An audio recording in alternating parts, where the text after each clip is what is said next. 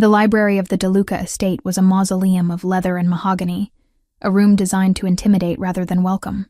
I wasn't supposed to be here when the master of the house was present, but the coaster under his crystal tumbler needed replacing, and the condensation was threatening the antique finish of the desk. My instructions were clear. Maintain the environment. Remain unseen. I was a ghost in a lilac uniform, a specter whose only purpose was to ensure that the dust motes didn't settle and the silver didn't tarnish. 7 o'clock, Mateo. You promised the senator we'd make an appearance. The voice cut through the heavy silence like a diamond on glass. Vanessa Grant stood by the fireplace, her posture rigid, her platinum blonde hair coiffed into a helmet of perfection that moved as a single unit when she turned her head. She was beautiful in the way a marble statue is beautiful. Cold, hard, and entirely incapable of warmth. She wore a dress of white silk that seemed daringly impractical for a house where a 6-year-old boy lived. But then again, Vanessa didn't dress for the family she was about to marry into. She dressed for the cameras that followed them. Matteo DeLuca didn't look up from the documents spread across his desk. At 33, he carried an air of authority that made the air in the room feel thinner. He was clean-shaven, his jawline sharp enough to cut, with dark hair kept short and disciplined.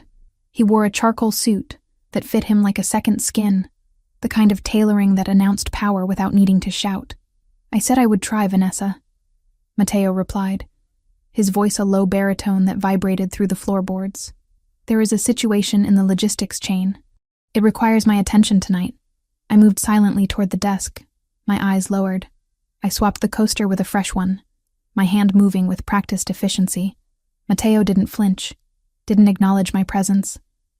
To him, I was just part of the machinery of the house, functional and necessary, but ultimately irrelevant. That was fine.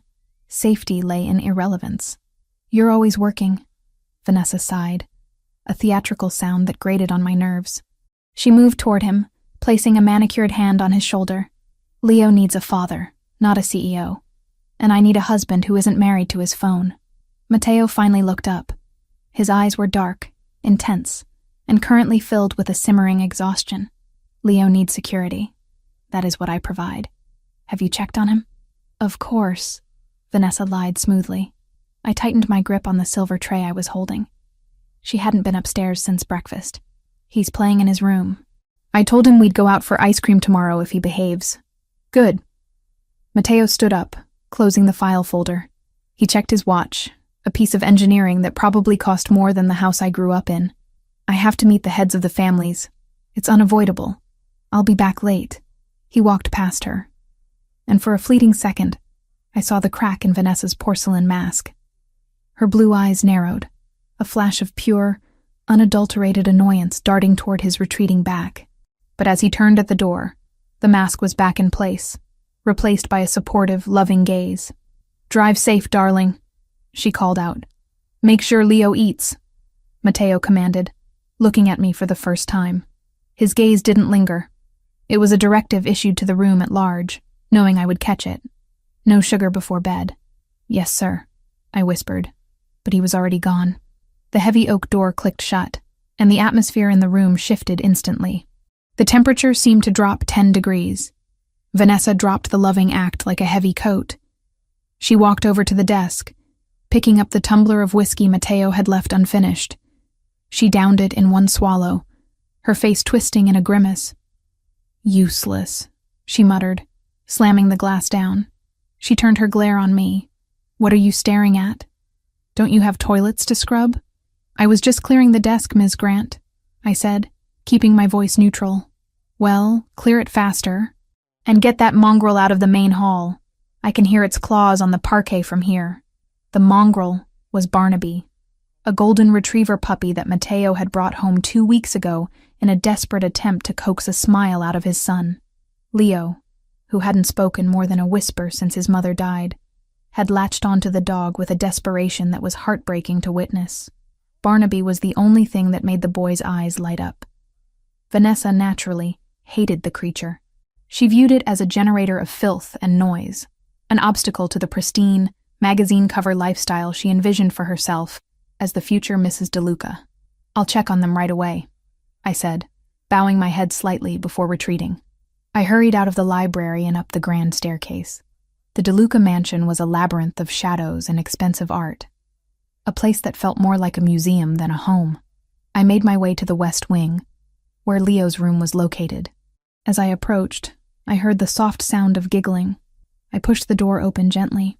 Leo was on the floor, a small figure in oversized pajamas, wrestling with the ball of golden fluff that was Barnaby.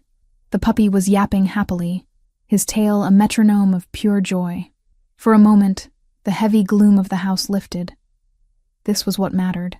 This little boy, trying to piece his world back together with the help of a dog. "Sarah!" Leo looked up, his eyes bright. "Look." Barnaby learned to shake. I smiled, a genuine expression that I rarely allowed myself downstairs. Did he? That's amazing, Leo. He's a smart boy. I knelt beside them, scratching Barnaby behind the ears. The puppy licked my hand enthusiastically. I had been working here for 6 months, hired through an agency that specialized in discreet household staff. I needed the money. My mother's medical bills were a black hole that swallowed every cent I earned. But I had stayed for Leo. Matteo DeLuca might be the king of the city, a man feared by rivals and respected by politicians, but he was utterly clueless about how to comfort a grieving child. He threw money and security at the problem. I offered time. "Is Dad home?" Leo asked, his voice dropping. "He had to go to a meeting, sweetie, but he said goodnight."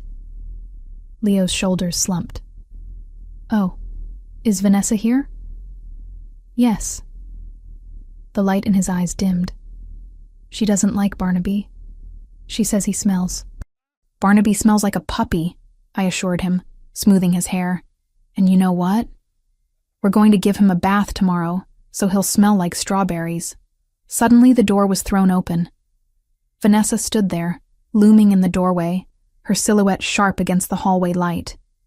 The smell of expensive perfume and stale whiskey wafted into the room.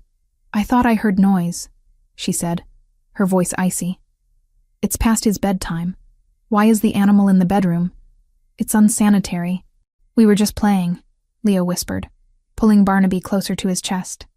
The puppy, sensing the tension, let out a low, uncertain growl. Vanessa's eyes snapped to the dog. "It growled at me." "Did you hear that? It's aggressive." "He's a puppy, Ms. Grant," I interjected, standing up to place myself between her and the boy. "He's just reacting to the sudden noise." "I didn't ask for your opinion, staff," she spat. "Leo, put the dog in the crate. Now." "No!" Leo shouted, a surprising burst of defiance. "He's scared of the crate. He's a dog, Leo. He doesn't have feelings." Vanessa strode into the room, her heels clicking ominously on the hardwood. She reached for the puppy. Leo scrambled back, clutching Barnaby so tight I worried he might squeeze too hard. "Vanessa, please," I said, stepping in front of her. "I'll take him. I'll take him to the kitchen and settle him down for the night. There's no need to upset Leo." She stopped, looking at me with pure disdain. Then a cruel smile curled her lips. "Fine. Take the beast out of my sight. If I hear one bark, one single yip, Sarah, you're fired, and the dog goes to the pound." "Understood." I turned to Leo, keeping my voice calm. "It's okay, Leo. Give me Barnaby. I'll make him a nice warm bed in the kitchen. You go to sleep, okay?" Leo looked at me, tears welling in his eyes. He trusted me. Reluctantly, he handed the puppy over. "Promise you won't let her hurt him?" "I promise," I whispered, a promise I intended to keep with my life if necessary. I took the puppy and hurried out of the room, feeling Vanessa's gaze burning into my back. I brought Barnaby down to the kitchen, a vast stainless steel space that felt more like a laboratory than a place where food was cooked. I set him down in his basket near the radiator. Outside, the weather had turned. Thunder rumbled in the distance, a low growl that shook the window panes. The rain had started to fall, lashing against the glass in sheets. I spent the next hour scrubbing the marble floors of the foyer, my ears straining for any sound from upstairs. Barnaby was quiet. The house settled into a heavy silence. I was on my hands and knees, polishing a scuff mark near the front door, when I heard the click of heels again. Vanessa was descending the stairs. She had changed into a silk robe, a glass of wine in her hand. She looked bored, agitated. She walked to the window and looked out at the storm. "Miserable weather," she commented, mostly to herself. Then she turned her head, her eyes landing on the kitchen door. "Is the beast quiet?" "Yes, Ms. Grant. He's sleeping." "Good." She paused, a wicked thought seemingly crossing her mind. "Actually, I think I left my phone in the solarium, the one near the garden entrance." The solarium was on the other side of the house. "I can get it for you." "No," she said sharply. "I'll get it. You missed a spot there." She pointed a manicured nail at a microscopic speck of dust on the baseboard. I scrubbed harder, keeping my head down. I heard her walk away, but she didn't go toward the solarium. She walked toward the kitchen. Panic flared in my chest. I stood up, wiping my hands on my apron. "Ms. Grant?" I followed her.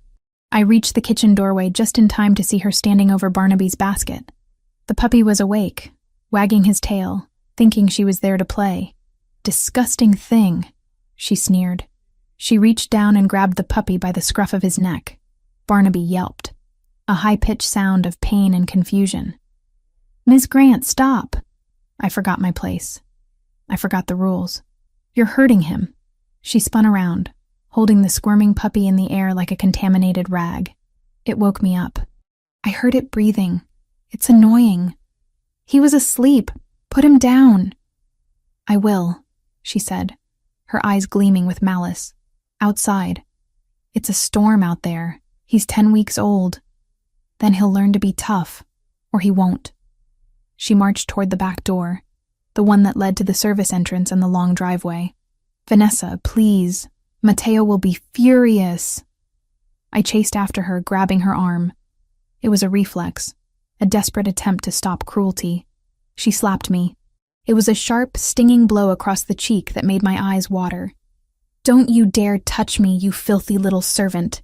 You want to save the dog? Then go fetch." She opened the heavy service door. The wind howled into the kitchen, bringing a spray of freezing rain. Without a moment's hesitation, she threw Barnaby. She didn't just put him out. She hurled him into the dark, wet night. The puppy landed on the wet pavement with a sickening thud and immediately scrambled up, terrified, running blindly into the dark. "No!" I screamed. "Oops," Vanessa smirked, dusting off her hands. "Looks like he ran away. Mateo will be so sad." From the top of the stairs I heard a scream. "Barnaby!" Leo was at the window on the second floor. He must have been watching, pressing his face against the glass, waiting for his father. Instead, he saw his stepmother throw his best friend into a hurricane. I didn't think. I didn't look at Vanessa. I didn't grab a coat.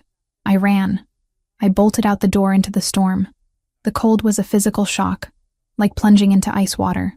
The wind tore at my uniform, soaking it instantly. The rain was blinding, a wall of water that obscured everything. "Barnaby! Barnaby!" I shouted, my voice snatched away by the wind. I squinted into the darkness. The driveway was long, winding down to the main electric gates which opened to the busy coastal road. If the puppy ran that way, I saw a flash of golden fur near the hedges. He was running toward the lights of the street, confused and terrified. The gate. The gate sensor was broken. It sometimes stayed open too long after a car left. If Mateo had left recently, it might still be ajar. I sprinted. My shoes, thin loafers meant for indoor silence, slipped on the wet cobblestones.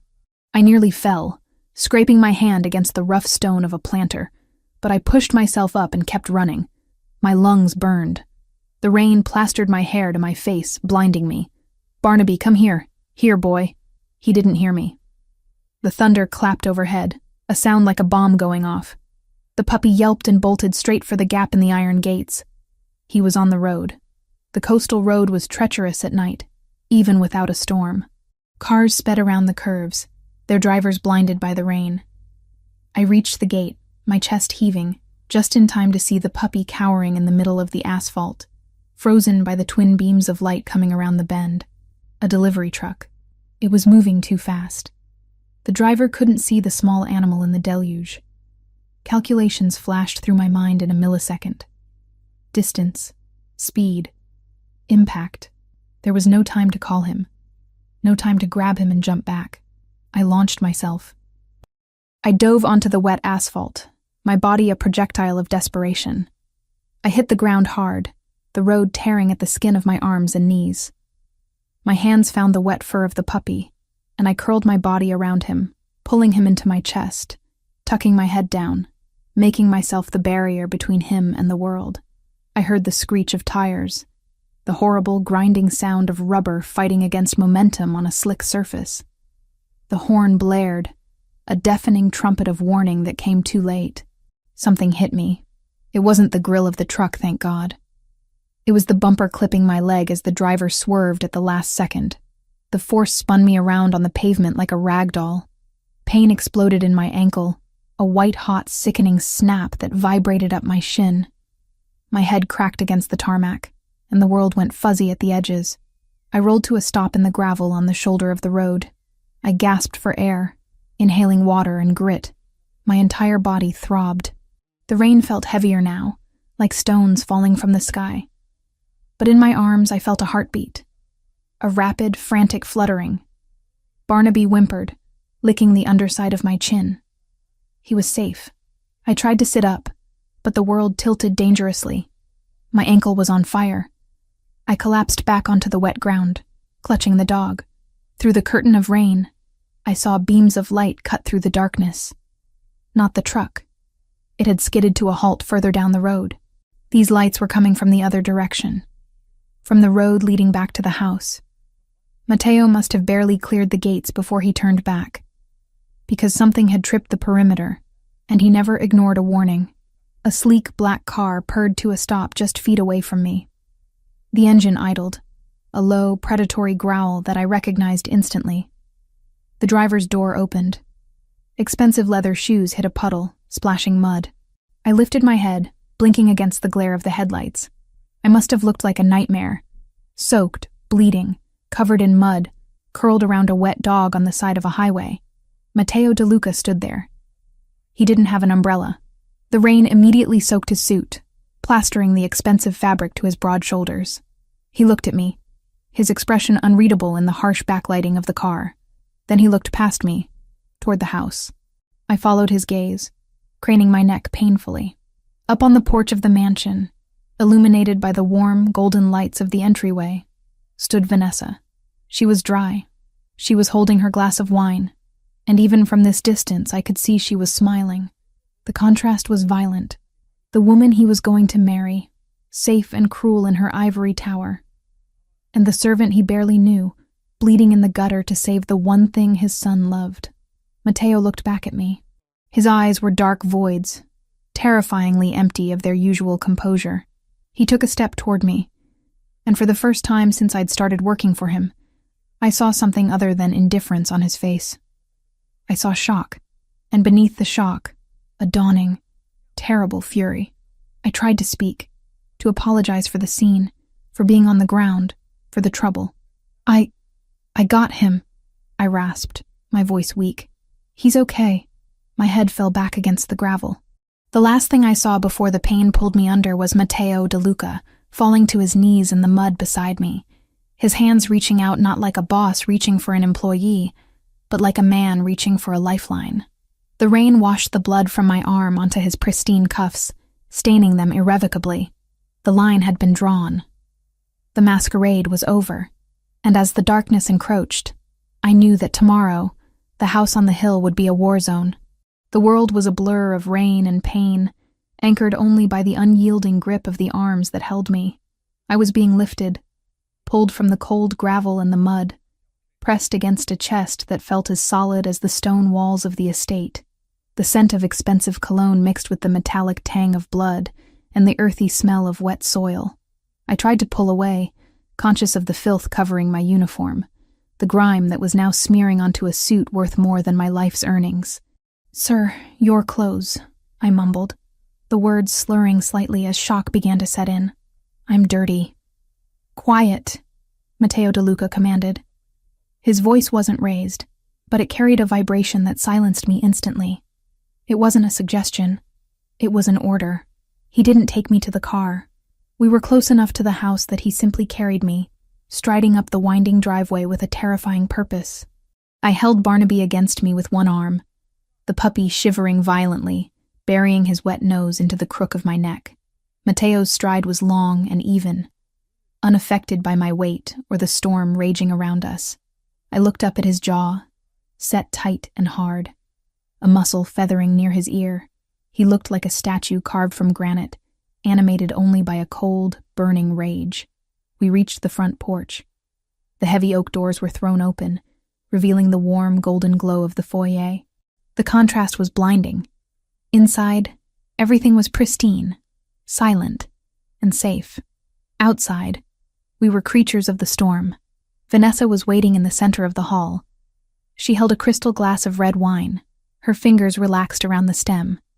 She looked at us. Mateo, soaked and muddy, carrying the bleeding maid and the wet dog, and her expression didn't shift into concern. It shifted into distaste. She curled her lip, taking a small step back to avoid any potential splatter of mud on her silk robe. "Finally," she drawled, swirling the wine. "I was wondering when you'd come back to clean up this mess. Look at the floor, Mateo. It's Italian marble. Bloodstains are notoriously difficult to remove from porous stone." Mateo didn't stop. He walked past her as if she were a piece of furniture, carrying me into the living room. He kicked the door open with his foot and gently lowered me onto the white leather sofa. I flinched, trying to hover above the material. "The sofa," I gasped, pain shooting up my leg as I tried to shift my weight. "I'll ruin it. Let it ruin," Mateo said, his voice low and rough. He crouched beside me, his hands hovering over my ankle, which was already swelling to the size of a grapefruit, the skin turning a sickening shade of purple and blue. He looked at the raw abrasions on my arms, the blood mixing with the rainwater dripping from my hair. Then he looked at the puppy, who was whimpering softly in my lap. He touched Barnaby's head, a gentle stroke with his thumb, before turning his gaze back to the hallway where Vanessa stood. She had followed us, leaning against the doorframe, looking bored. "Honestly, Mateo," she sighed, "it's just a dog, and she's just staff. You're acting like I committed a war crime. I put the animal outside. It's an animal. That's where they belong." Mateo stood up. The movement was slow, deliberate, and terrifying. He turned to face her. He didn't shout. He didn't throw anything. He simply looked at her with eyes that were absolute voids. The air in the room seemed to vanish, sucked out by the sheer intensity of his presence. "You threw my son's dog into a storm," Mateo stated. It wasn't a question. It was a summation of facts. "I put it out," she corrected, taking a sip of wine. "It was noisy. You watched her run onto a highway," he continued, taking a step toward her. "You stood on the balcony and watched her throw herself in front of a truck to fix your cruelty. And you laughed." Vanessa's smile faltered, just for a fraction of a second. She set the glass down on a side table. "Don't be dramatic. She's paid to manage the household. Dealing with the dog is part of her job description. If she was foolish enough to run into traffic, that's hardly my fault. It shows a lack of judgment, really. We should probably let her go." Mateo stopped a foot away from her. He towered over her, radiating a dangerous heat. "You are correct about one thing, Vanessa. Someone is leaving this house tonight." She smirked, tossing her hair over her shoulder. "Good. I'll call the agency in the morning and request a replacement. Someone less hysterical. Get out." The words were spoken softly, but they landed like physical blows. Vanessa blinked, her smile freezing in place. "Excuse me? You have 10 minutes, Mateo said, checking his watch. "Pack what you need for the night. My security team will escort you to a hotel. You will not speak to Leo. You will not speak to me. If you are not out of my house in 10 minutes, I will have you removed, and my men are not as gentle as I am." Vanessa laughed, a brittle, high-pitched sound. "You're joking. You're kicking me out? For this? For a maid and a mutt? My father is the senator, Mateo. You need his connections for the port deal. You can't treat me like this. Your father's influence is a convenience, not a necessity," Mateo said, his voice dropping an octave, becoming lethal. "My son's safety is non-negotiable. I brought you here thinking you could be a mother. Instead, I invited a monster into my home. I looked at the street tonight, and I saw who had value. It wasn't the woman on the balcony. He turned his back on her, dismissing her existence entirely. Marco! He shouted toward the hallway. The head of security appeared instantly, a hulking man in a dark suit who looked like he chewed rocks for breakfast. Ms. Grant is leaving, Matteo said, focusing his attention back on me. Escort her. Ensure she takes only what is hers. 10 minutes, Marco. Not a second more. Matteo! Vanessa shrieked, her composure shattering. You will regret this. You think you can humiliate me? I'll ruin you. I'll tell everyone what you really are. Everyone already knows what I am, Vanessa, Matteo murmured, kneeling beside the sofa again. That's why they fear me. You should have learned that lesson. Marco placed a hand on Vanessa's arm. She slapped it away, screaming insults, but he was immovable. He guided her forcefully out of the room.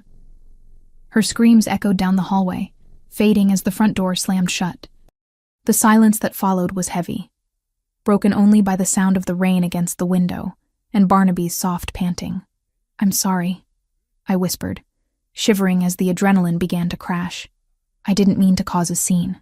Matteo looked at me, his dark eyes searching my face. He took off his suit jacket, revealing the holster beneath his arm, and draped the heavy, warm wool over my shoulders. It smelled of him, cedar and rain.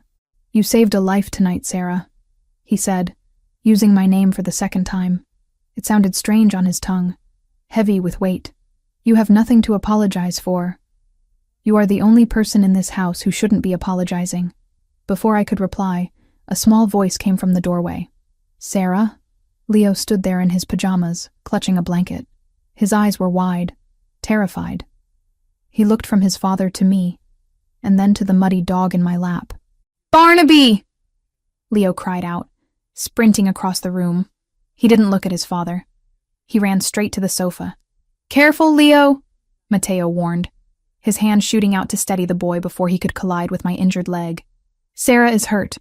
Leo stopped, his hands hovering over the dog. Tears spilled down his cheeks. Is he dead? No, sweetie, I said, forcing a smile despite the throbbing in my ankle. He's just wet and scared. But he's okay. Look. Barnaby licked Leo's hand, his tail giving a weak thump against my stomach. Leo buried his face in the dog's fur, sobbing. Vanessa said she sent him away. She said he was gone forever. Matteo stiffened. I saw his knuckles turn white as he gripped the armrest of the sofa. He watched his son, a look of profound pain crossing his features. He realized, in that moment, how much he had missed, how much he had allowed to happen under his own roof, because he was too busy building an empire to guard the fortress. Vanessa is gone, Leo, Matteo said, his voice unusually thick. She won't be coming back. Leo looked up at his father, skepticism warring with hope in his eyes. Promise? I promise, Matteo said. He reached out, hesitantly, and placed a hand on Leo's head. Leo didn't pull away. The family doctor arrived 20 minutes later, a discreet man with a leather bag and tired eyes. He set my ankle, bound it tightly, and cleaned the road rash on my arms. He prescribed painkillers and rest, strict bed rest. I can't stay in bed, I argued as he packed his bag. I have the inventory to do tomorrow, and Leo needs to be driven to school. You are not driving anywhere, Matteo said from the doorway.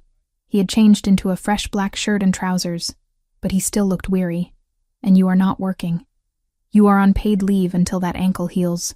I can't just sit around, I protested, panic rising. I needed to be useful. In my world, if you weren't useful, you were discarded.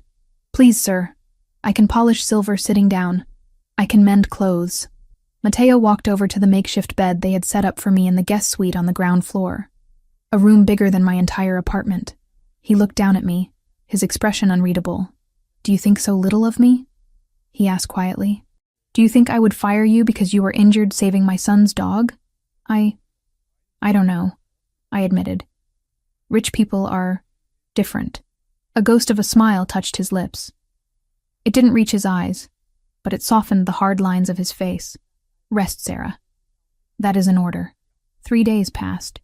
The house was quieter without Vanessa's sharp heels clicking on the floors and her constant critical commentary. It felt like the mansion had exhaled.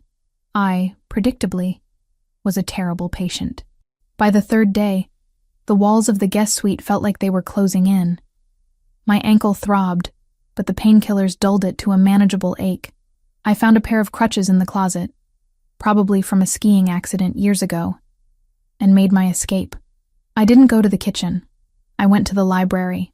It was the one room that was always in chaos. Books piled haphazardly on shelves. No system, no order. It drove me mad.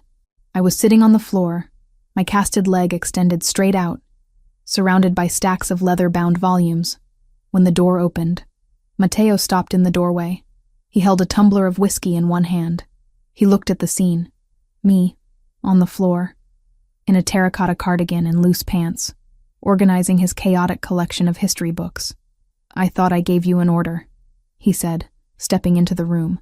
"I'm resting my leg," I countered, not looking up as I sorted a biography of Caesar from a treatise on naval warfare. My hands were bored. And this system, or lack thereof, was a crime against literature. He walked over and sat in one of the leather armchairs, watching me. He didn't scold me. He just watched. "You like books. I like order," I corrected. "And I like that books don't yell at you. They just wait for you to listen." "Leo is in the garden," Matteo said suddenly. "He's throwing a ball for Barnaby. He's laughing." I smiled, finally looking up at him. "He has a great laugh. You should hear it more often." "I missed it," Matteo admitted. He took a sip of his drink, his gaze intense. "For 2 years since his mother died, I thought buying him things was enough. I thought finding him a mother figure was the solution. I didn't look at the person I was bringing into his life. I just looked at the resume, the pedigree." Children don't care about pedigree, Mr. DeLuca," I said softly. "They care about presence. Vanessa was present, but she was cold. Leo needed warmth. Even a puppy provides more warmth than a socialite. You provided warmth," he said. The statement hung in the air between us. "You noticed she was hurting him when I didn't. Why didn't you tell me?" "Because you were the boss," I said honestly. "And she was the fiancée. Who would you have believed? The maid who needs the paycheck, or the senator's daughter?" Matteo fell silent. He swirled the amber liquid in his glass. "That is a failing on my part. A leader should know his soldiers, and he should definitely know the enemy." My phone vibrated on the side table, and for a second I thought it was another message from one of his men. It wasn't. The hospital's number lit the screen. My throat tightened. "My mother," I answered with shaking fingers, keeping my voice low. "Miss Evans?" The nurse sounded tired, practiced. "We need to confirm payment arrangements for your mother's care." "I'm working on it," I said, the words tasting like failure. Matteo's eyes snapped to mine. "Your mother," he said. I nodded. He held out his hand. "Give me the phone." I hesitated, then passed it over. His voice turned calm, cold, and final. "This is Matteo DeLuca. Send the itemized statement to the address I'm about to give you. The balance is settled. From now on, you don't call her for money. You call my office." He ended the call and set the phone down, as if it weighed nothing. "I didn't ask you to do that," I whispered. "You didn't have to," he said. "Your mother is not leverage, and you are not a debt ledger. Not anymore." "I'm not a soldier," I said. "No," he agreed, his eyes locking onto mine. "You are something else entirely. You have a spine of steel, Sarah Evans. I saw you face down a truck. I saw you stand up to me when I told you to stay in bed. I respect that." The air in the library shifted. It wasn't the cold, suffocating tension of before. It was something warmer, heavier. A recognition. For the first time, he wasn't looking at me as a function of the house. He was looking at me as an equal, perhaps even a superior in matters of the heart. "Tell me about Leo," he said, leaning forward, elbows on his knees. "Not his grades, not his schedule. Tell me what he likes. Tell me what he's afraid of." And so we talked, for hours. I told him about Leo's fear of the dark, about how he whispered to the spider plants in the solarium because he thought they were lonely. I told him that Leo wanted to be an astronaut, not a businessman. Matteo listened with an intensity that he usually reserved for war councils. He asked questions. He took mental notes. By the time the grandfather clock chimed midnight, the dynamic of the house had fundamentally shifted. We weren't just employer and employee anymore. We were co-conspirators in the raising of a boy. But while peace settled inside the walls of the DeLuca estate, malice was festering outside. Vanessa Grant was not a woman who accepted defeat. Humiliation was a fuel to her, and she burned with it. She sat in a hotel suite downtown, the luxury of the room doing nothing to quell her rage. She had been thrown out like garbage. She had lost the status, the money, the power. She picked up her burner phone. She didn't call her father. The senator would just lecture her on losing a catch like DeLuca. She dialed a number she had memorized weeks ago. A number she had found in Matteo's private study when she was snooping for jewelry. It belonged to a man named Vargas, a lieutenant in the Sinaloa cartel, the DeLuca family's greatest rivals. "I have something you want," Vanessa whispered into the phone, watching the city lights below. "I doubt that, putana," a rough voice answered. "I have the layout," she said, her voice trembling with spite. "I have the blind spots in the cameras. I have the shift changes of the guards. And I have the override codes for the perimeter gates. Matteo DeLuca thinks his fortress is impenetrable. I have the key." There was a silence on the other end. Then, a low chuckle. "What do you want?" "I want him to hurt," she hissed. "I want him to lose what he loves most. Burn it all down." Back at the mansion, 2 days later, the atmosphere was deceptively calm. I was in the kitchen, chopping vegetables while seated on a stool, Leo helping me by washing the lettuce, mostly splashing water on the floor. Barnaby was sleeping under the table. Matteo had just come in, loosening his tie, actually smiling at the scene. "Something smells good," he said, reaching for a piece of carrot. "Hey, that's for the salad." Leo giggled, slapping his father's hand away. Matteo laughed, a rusty, genuine sound. He looked at me, and there was a heat in his gaze that made my breath hitch. Then, the lights flickered. It was subtle at first, a quick dip in voltage. Then, the panel on the wall by the fridge beeped. A single red light began to flash on the security console. "What was that?" I asked, pausing with the knife in my hand. Matteo's smile vanished instantly. The father disappeared. The dawn returned. He moved to the console, tapping the screen. His frown deepened. "System glitch," he muttered. "The perimeter sensors in Sector 4 are offline." "Sector 4?" I asked. "That's the back delivery entrance. The one Vanessa used to—" I stopped. Matteo froze. He looked at me, and the realization hit us both at the same time. Vanessa knew that gate. She knew the sensor was faulty. "Get Leo," Matteo said, his voice dropping to a calm, terrifying command. "Go to the library. Stay away from the windows." "Matteo?" "Now, Sarah." He drew his phone from his pocket, dialing Marco as he strode toward the gun safe concealed in the pantry. "We have a breach. Sector 4. It's not a glitch." The peace was over. The rupture had healed the family inside, but it had opened the gates to the wolves outside, and they were hungry. The phone on the kitchen island vibrated, a harsh, buzzing insect sound that sliced through the lingering tension of the flickering lights. The screen lit up with a name that made the blood drain from Matteo's face. Dante, his second in command. It was late. Dante never called this late, unless the world was ending. Matteo answered, pressing the phone to his ear with a force that whitened his knuckles. He turned away from me, his body language shifting from the domestic warmth of a father to the rigid, coiled violence of a Don.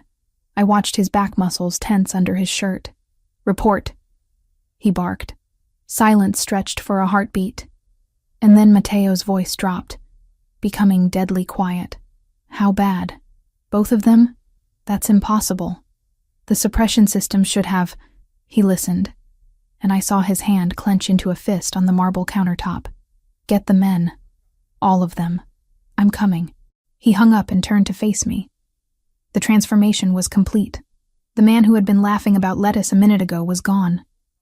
In his place was a warlord. "What is it?" I asked, my hand instinctively going to Leo's shoulder. "The warehouses at the docks," Matteo said, his voice devoid of emotion, which was far more terrifying than if he had shouted. "There was an explosion, a coordinated strike.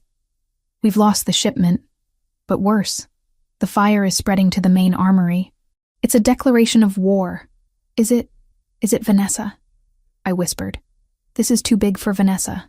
Matteo shook his head, checking the magazine of his pistol with practiced ease. "This is military grade. It's the Sinaloa cartel. They've decided to make a move on the territory while they think I'm distracted with domestic issues." He looked at the security panel on the wall.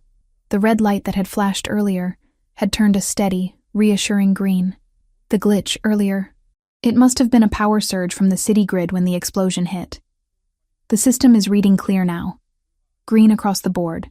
He was rationalizing it. The logic was sound. A massive explosion miles away could disrupt the power grid. It made sense. And he had to go. If he lost the docks, he lost his leverage, his income, and the respect that kept his family alive. He couldn't hide in his house while his empire burned. That was how empires fell. "I have to go," he said, walking over to us. He knelt in front of Leo. "Leo, listen to me. I have to go to work for a little while.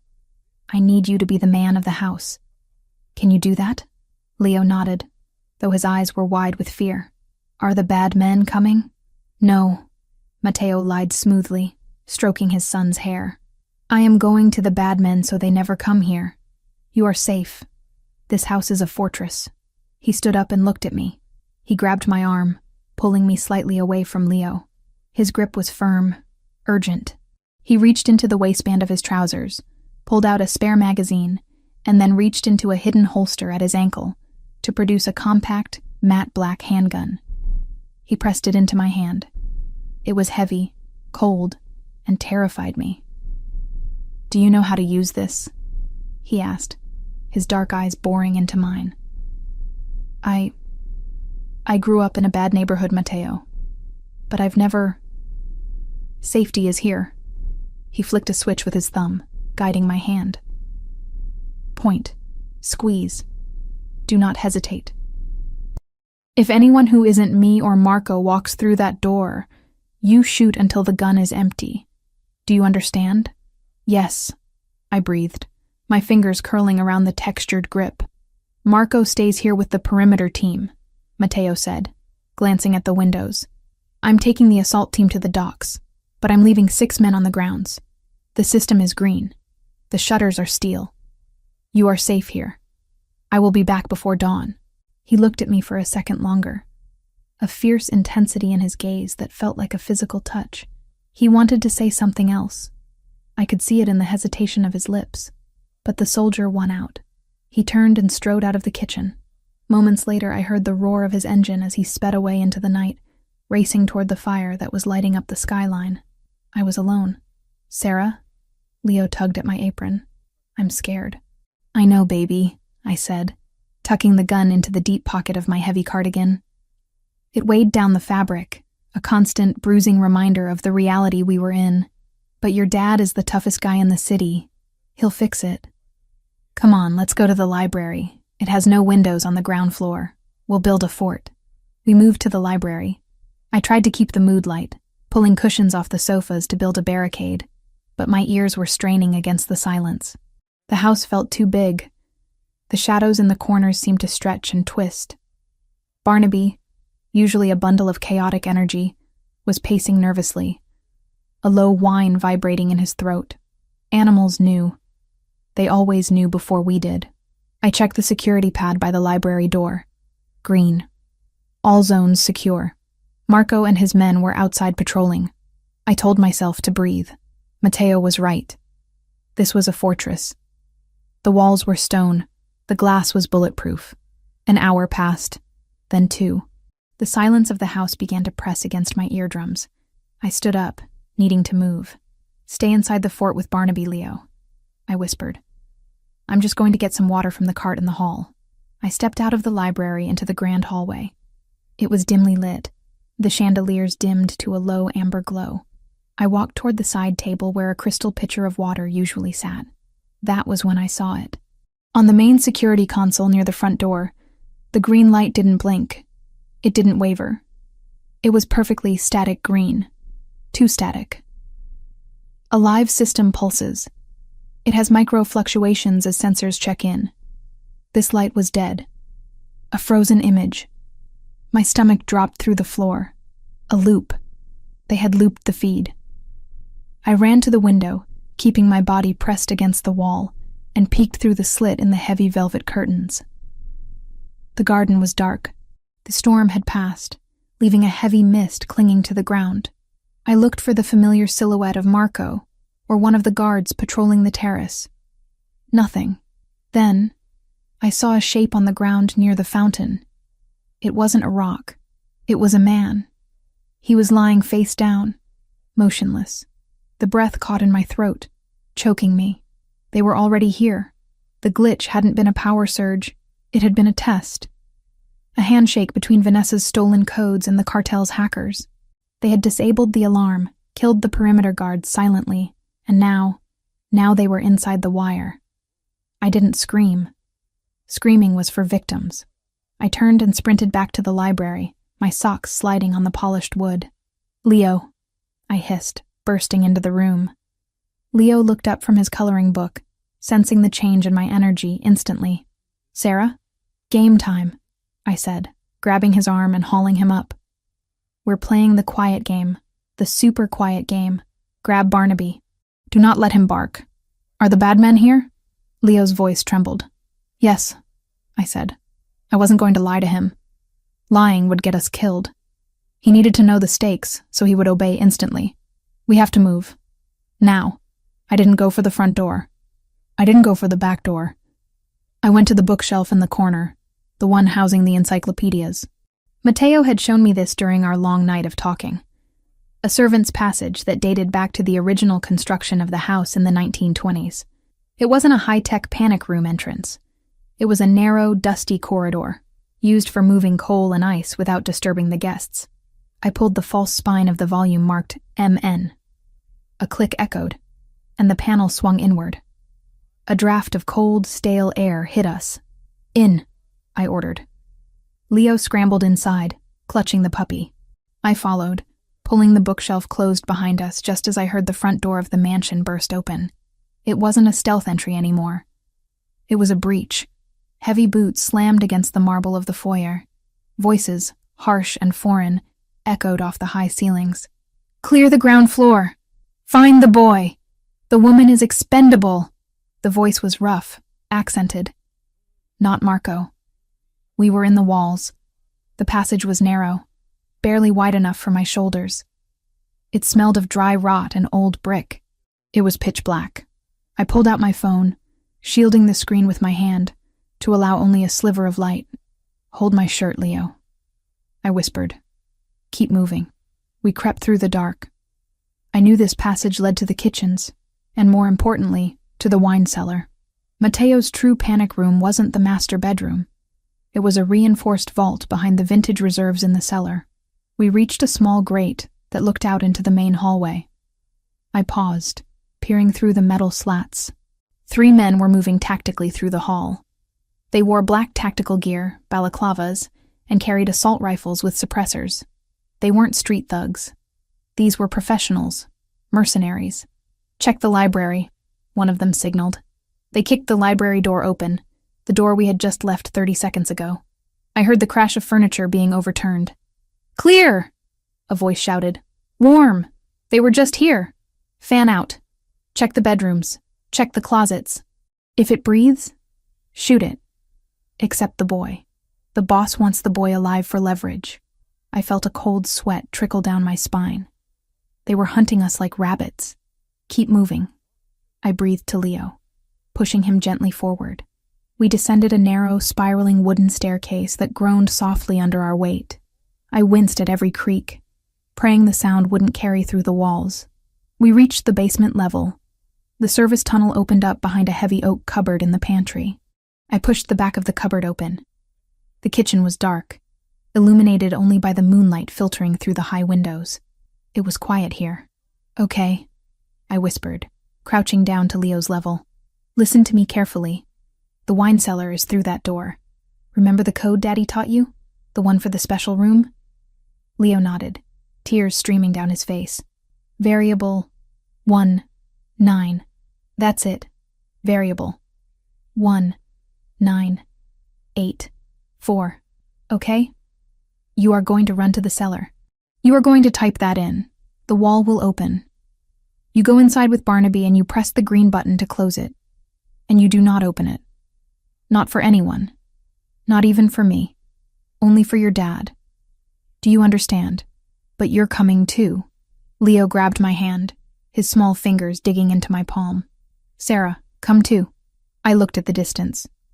The pantry was 20 feet from the cellar door, but the cellar door required the code to be punched in on the keypad. It took time. 5 seconds to type. 5 seconds for the hydraulics to engage. 10 seconds. Above us, I heard heavy footsteps directly overhead. They were in the kitchen hallway. They were coming down. If we both ran, we might make it. But if they saw the cellar door closing, they would have the location. They would bring drills. They would bring explosives. A panic room is only a coffin if the enemy has time to work on it. I needed them to look away.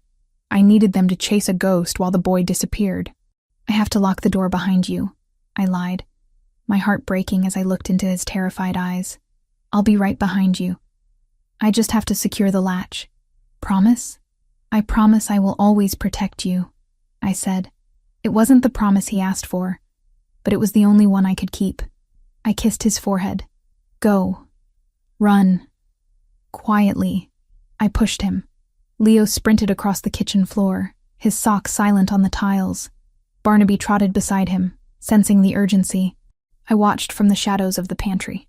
Leo reached the keypad. His small fingers trembled as he punched in the numbers. Beep, beep, beep. The sound seemed deafening in the silence. Above, the footsteps stopped. "Did you hear that?" A voice growled from the top of the stairs. "Kitchen, movement." Leo hit the last number.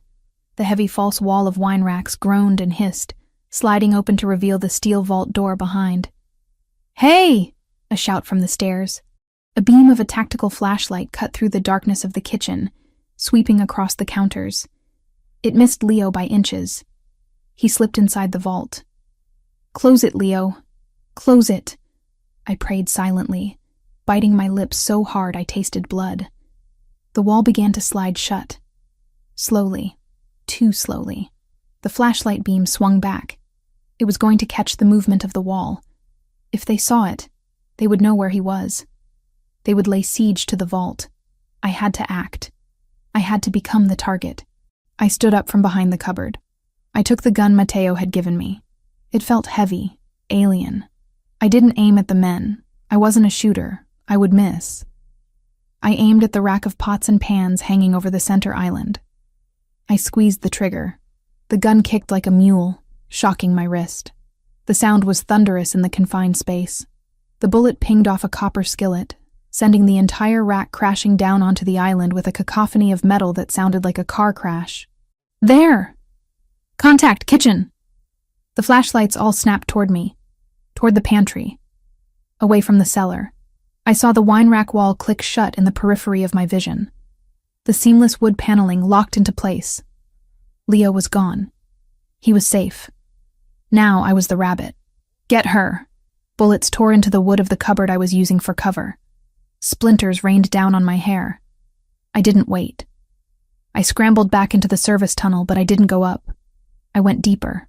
The tunnel system had a laundry chute exit that dumped into the sub-basement laundry room on the other side of the house. I threw myself down the chute, sliding uncontrollably through the dark metal tube. I landed hard in a pile of linens, the impact jarring my injured ankle. I stifled a scream. I rolled out of the cart, ignoring the pain. I was in the laundry room. East wing. She's in the walls. Cut her off at the service exit. They were communicating. They were coordinating. I scrambled to my feet, limping heavily.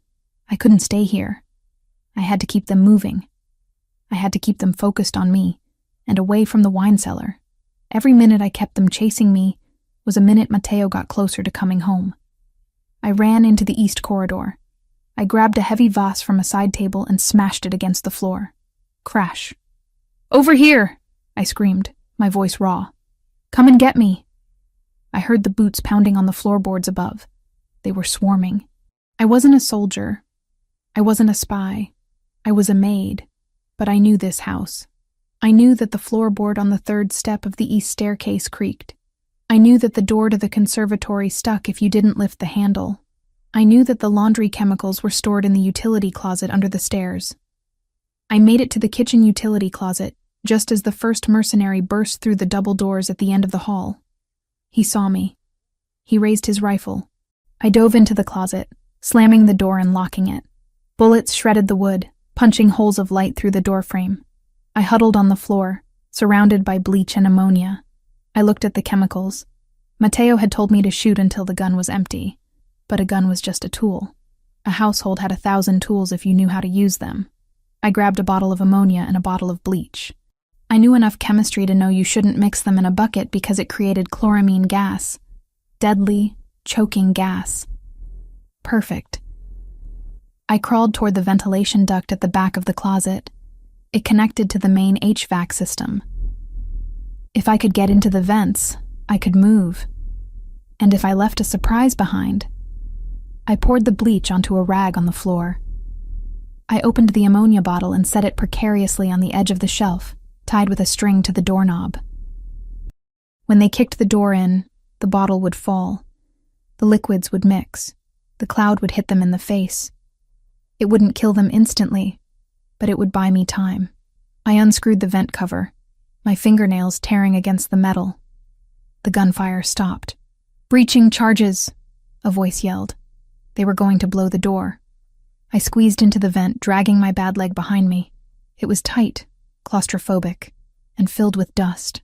I pulled the grate back into place just as a deafening boom shook the walls. The door disintegrated. I heard coughing immediately, retched, wet coughing. "Gas! Clear out! Clear out!" I crawled through the dark metal tunnel, tears of pain and dust streaming down my face. I was alive. Leo was safe. And the wolves were confused, but I knew I couldn't hide forever.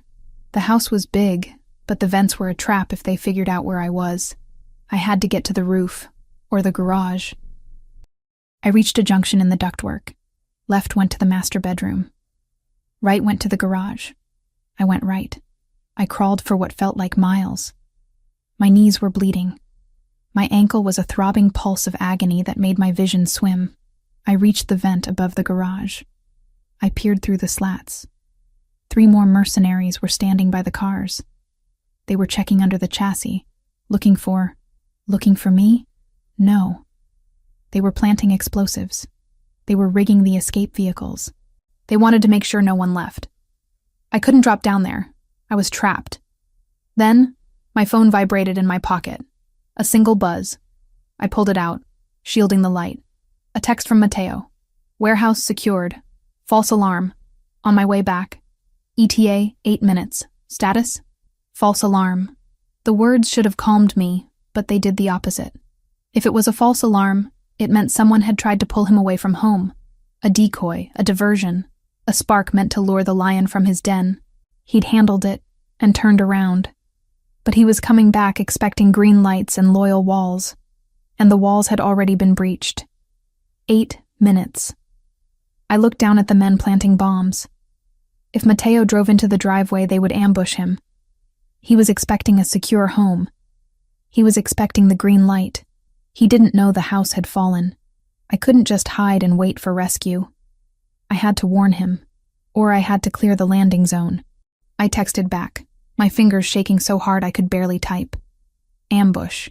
House taken. Leo safe in vault. I am trapped. Do not come in front door. I hit send. The message status spun. Sending. Then it turned red. Not delivered. The mercenaries had a jammer. Of course they did. They had cut the cell signals.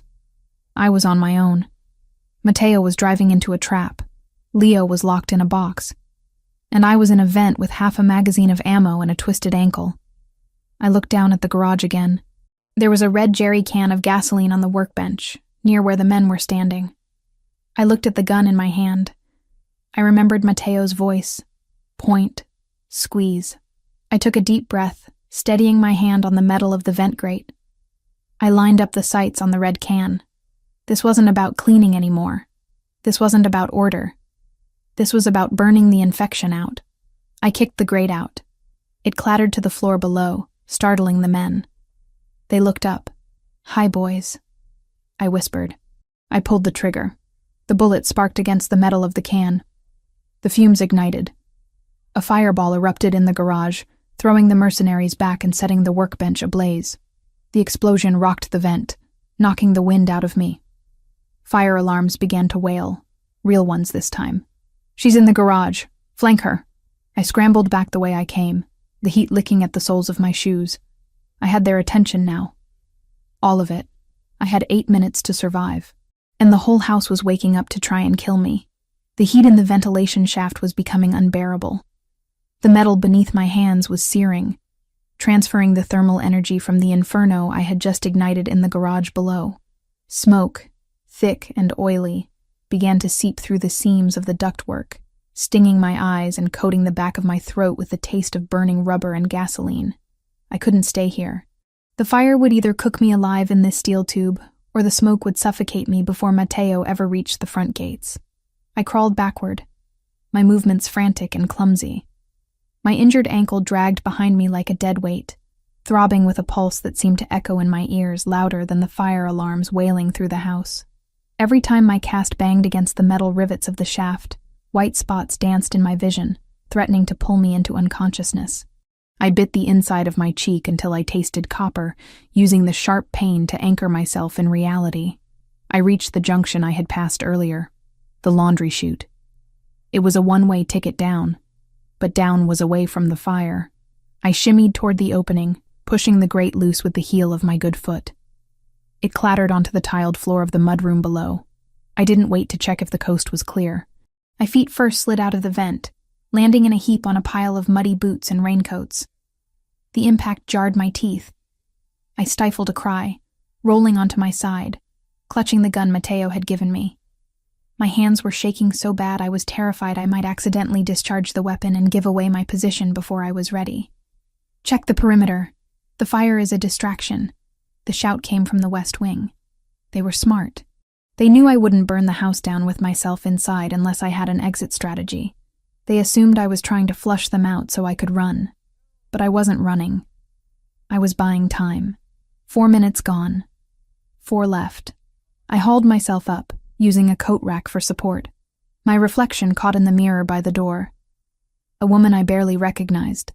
My face was streaked with soot and blood. My hair a tangled mess of drywall dust and cobwebs. My eyes wild and feral. The lilac uniform, once so crisp and professional, was torn at the shoulder and stained with grime. I looked like a creature born from the wreckage.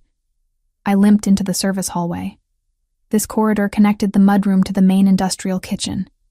It was narrow, lined with storage lockers, a fatal funnel. If they caught me here, I was dead. I needed space. I needed weapons. I needed the kitchen. I moved as fast as my broken body would allow, sliding my hand along the wall for balance. The floor was polished concrete, cold and unforgiving. I could hear boots pounding on the floor above, the heavy rhythmic thud of men hunting. They were sweeping the upper levels, pushing downward. They were hurting me. I burst into the main kitchen. It was a cavernous space of stainless steel and white tile, illuminated by the emergency strobe lights that pulsed in rhythm with the alarm. The shadows lengthened and contracted with every flash, making the room feel like it was breathing. I scanned the room for options. The gun in my hand had 3 bullets left. I didn't trust my aim, and I didn't trust the caliber to stop a man wearing body armor. I needed force multipliers.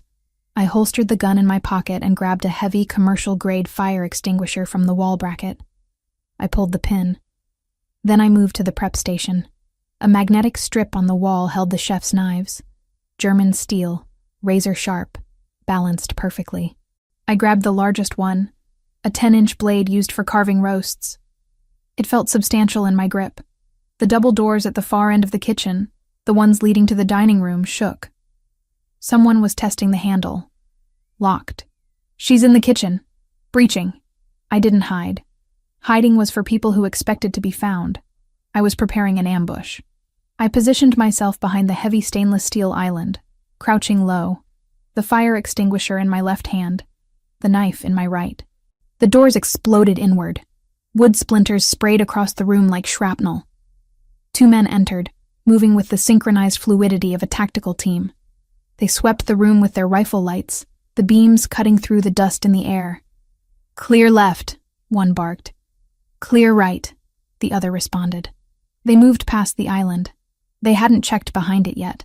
They assumed I was cowering in the pantry or the walk-in freezer. I waited until the second man was parallel to my position. I stood up. I didn't yell. I didn't scream a battle cry. I squeezed the trigger of the fire extinguisher. A dense cloud of white chemical powder erupted into the man's face at point-blank range. He gagged, blinded instantly, his rifle flailing as he tried to claw the chemicals from his eyes. The sudden burst of white noise and visual obstruction caused the first man to spin around, his finger tightening on the trigger of his rifle. He fired a burst into the ceiling, the sound deafening in the tiled room. I dropped the extinguisher and lunged. It wasn't elegant. It wasn't a move from a martial arts movie. It was a desperate, gravity-assisted fall toward the blinded man. I drove the knife downward. I wasn't aiming for the chest. He had a vest. I aimed for the gap between the armor and the neck. The blade sank into the soft tissue of his trapezius muscle, just above the collarbone. He roared, a sound of pure animal rage, and swung his arm back. His elbow connected with my jaw, a blow that felt like being hit with a brick. I was thrown backward, skidding across the floor. The knife was ripped from my hand, staying lodged in his shoulder. The taste of blood filled my mouth, hot and metallic. My vision swam. The second man, the one I hadn't blinded, had recovered. He stepped through the cloud of extinguisher dust, his rifle leveled at my chest. He was huge, a mountain of black tactical gear. His eyes were visible through the slit of his balaclava, cold, dead eyes that had seen too much violence to be impressed by a maid with a kitchen knife. "Enough," he grunted. He didn't shoot. He marched forward and kicked the gun out of my pocket before I could even reach for it. Then he grabbed me by the front of my uniform and hauled me off the floor as if I weighed nothing. "Don't kill her yet," the wounded man rasped, ripping the knife from his shoulder with a sickening wet sound. He dropped the bloody blade on the floor, pressing a hand to the wound. "The boss wants to ask her about the boy." The giant slammed me against the refrigerator. The cold steel knocked the wind out of me. He leaned in, his face inches from mine. "Where is he?" I spat blood onto his visor.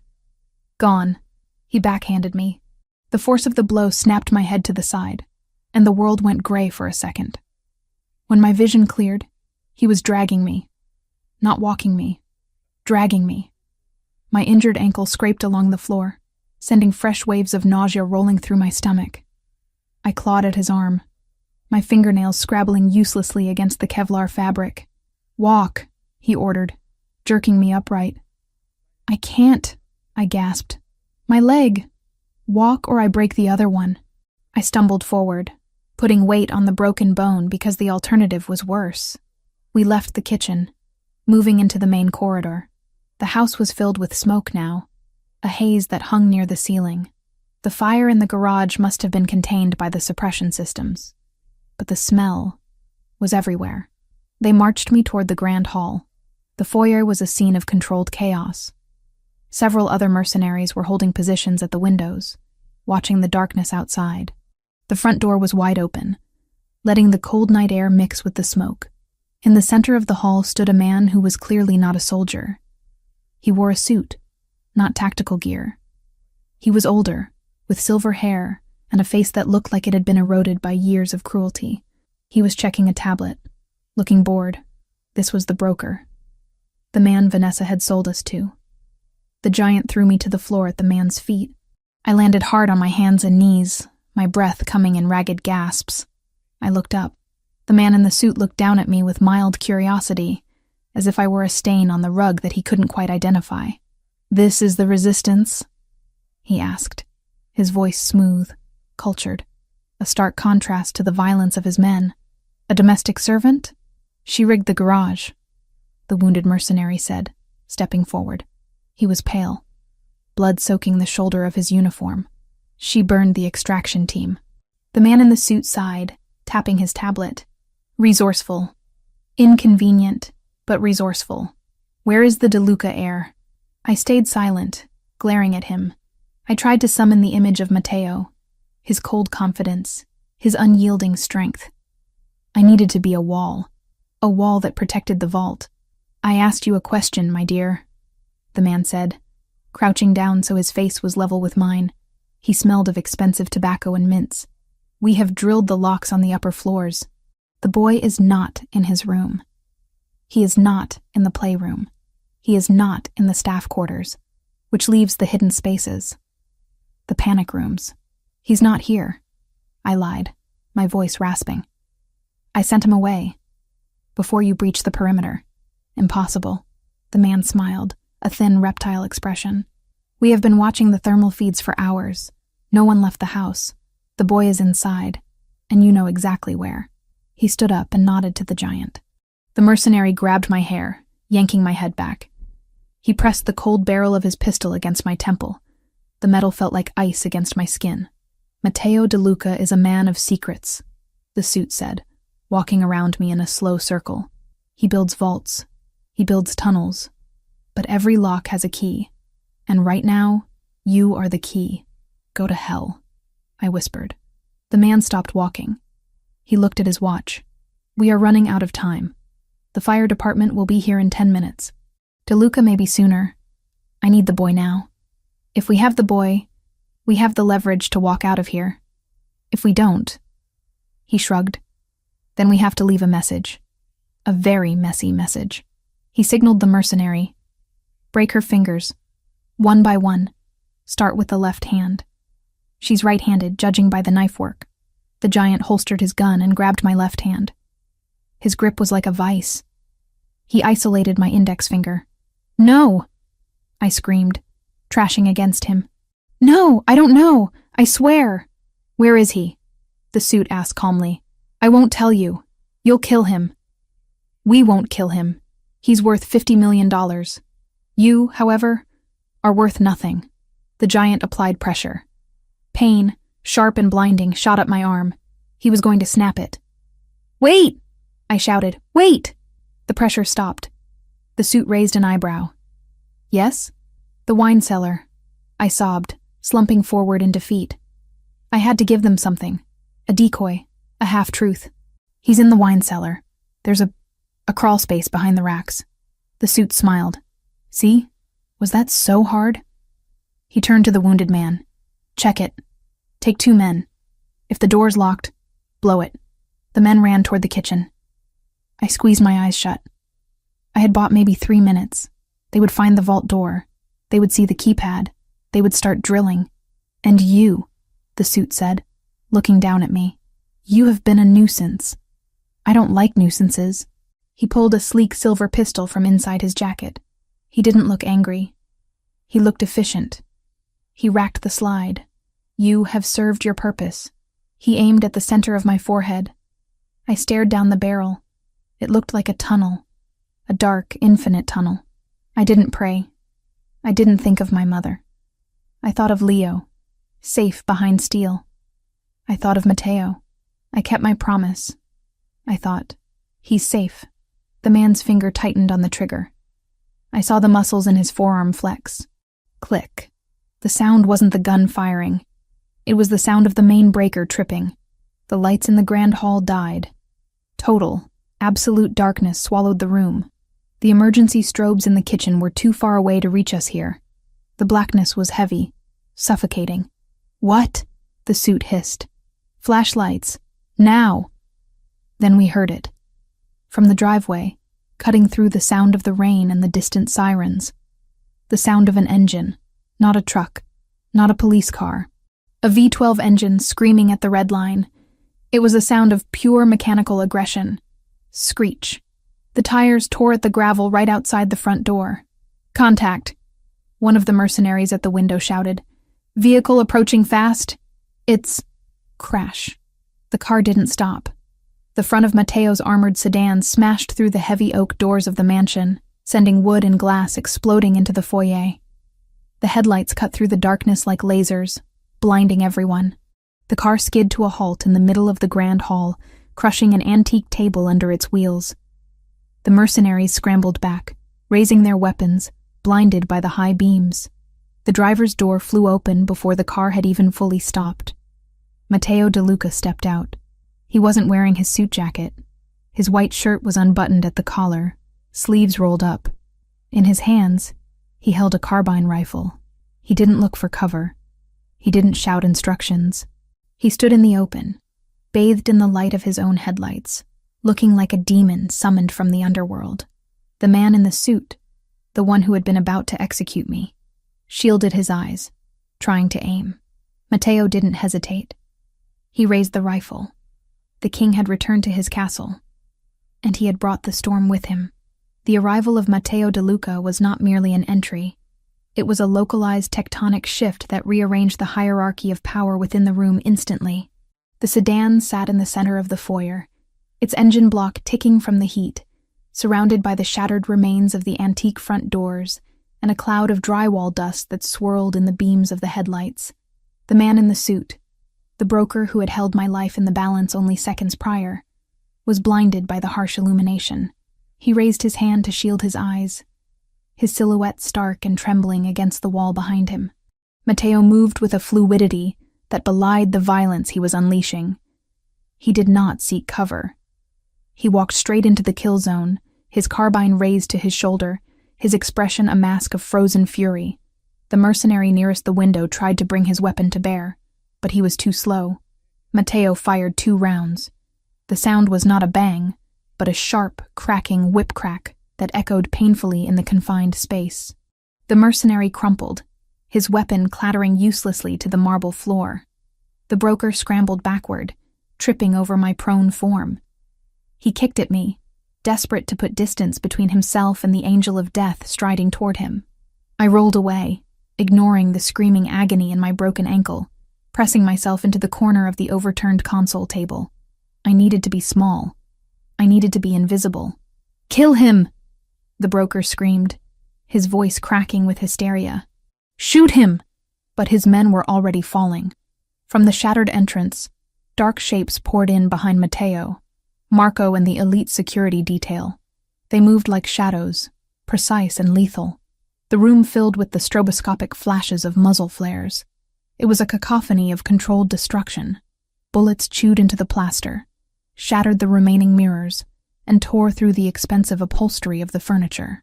The giant who had threatened to break my fingers roared and charged Matteo, abandoning his firearm for brute force in a suicidal bid for glory. Matteo didn't flinch. He dropped the carbine to its sling, sidestepped the charge with the grace of a matador, and drove a knife into the man's kidney. The giant fell with a wet thud. Matteo didn't look down. He stepped over the body, his eyes locked solely on the broker. The broker fumbled for his silver pistol, the one he had aimed at my forehead. His hands were shaking so violently he could barely rack the slide. Matteo was upon him before he could raise the weapon. Matteo didn't shoot him. That would have been too quick. He kicked the gun out of the broker's hand, the metal skittering across the floor into the darkness. Then, he grabbed the man by the throat and slammed him against the wall. The impact shook a painting loose from its frame. "You are in my house," Matteo whispered, his voice cutting through the ringing in my ears. It was a terrifyingly intimate sound. "You touched my family." The broker gagged, clawing at Matteo's leather-gloved hand. "It was just business, De Luca, just business. Business is negotiable," Matteo said, tightening his grip until the man's face turned a mottled shade of purple. "This is extinction." Matteo drew his sidearm and pressed the barrel under the man's chin. There was no hesitation, no moment of moral conflict. He pulled the trigger. The broker slid down the wall, leaving a streak of crimson behind him. His business concluded permanently. The room fell silent. The gunfire had ceased. The only sounds were the heavy breathing of the security team, the distant wail of sirens approaching from the city, and the crackle of the fire in the garage that was finally dying down under the suppression system. Matteo stood amidst the carnage, his chest heaving. He looked around the room, scanning for threats, scanning for movement. Then, his eyes landed on me. I was huddled in the corner, covered in dust, blood, and the chemical residue of the fire extinguisher. My leg was bent at an unnatural angle, and I was shivering uncontrollably from the adrenaline crash. The weapon dropped from his hand. He crossed the distance between us in 2 strides, falling to his knees on the glass-strewn floor. He didn't care about the shards cutting into his trousers.